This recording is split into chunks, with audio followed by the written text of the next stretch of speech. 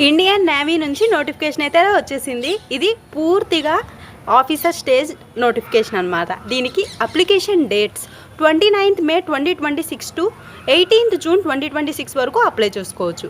దీనికి సంబంధించి total vacancy వచ్చేసరికి 60 ఉన్నాయన్నమాట.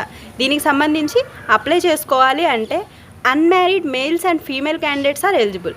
దీనికి ఎలిజిబిలిటీ క్రైటీరియా 10+2లో అంటే ఇంటర్ కానీ డిప్లొమా కానీ లేదా ఐటీఐ కానీ కంప్లీట్ చేసిన వాళ్ళు 70% మార్క్స్ ఉంటే చాలు దీనికి ఎలిజిబులే.